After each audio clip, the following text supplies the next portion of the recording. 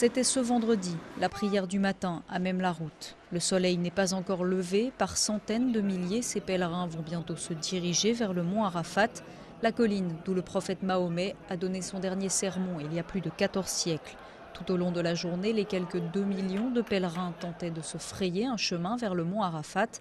Une foule dense, freinée par des embouteillages monstres. Les plus faibles, personnes âgées en tête, se retrouvent parfois dans les hôpitaux, le plus souvent épuisés. Résultat, les nombreuses cliniques ne désemplissent pas. Il faut être quand même assez mûr. Spirituellement, il faut être prêt. Et physiquement, il faut être prêt. Évidemment. Il ne faut pas venir avec 2 cannes ou une même. Je crois que c'est très pénible. Même foule très dense ce mardi dans la vallée de Mina pour le rite symbolique de la lapidation de Satan. Chaque pèlerin doit jeter 7 pierres sur une stèle de 30 mètres de haut. Tous les fidèles feront ce même geste, mais ici, moins de monde. Le bâtiment récemment construit a réduit les risques. Les gens ne sont plus entassés au même endroit. Les gens sont dispersés sur 5 étages. Et c'est une bonne chose pour les pèlerins accompagnés de personnes âgées ou ceux qui viennent avec des enfants.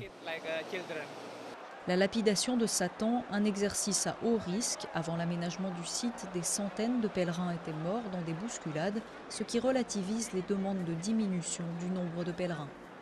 Il y a quelques années, tout le monde craignait cet acte, ce rituel. Aujourd'hui, c'est extraordinaire, tout le monde le fait de manière paisible. Compte tenu du nombre, ça se passe plutôt positivement. Dans 100 ans, il faudra certainement revoir le nombre, mais aujourd'hui, il faut s'y tenir.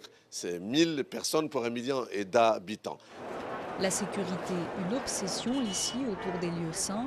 Un métro a même été construit pour relier les différents sites de pèlerinage et éviter les grands mouvements de foule potentiellement dangereux.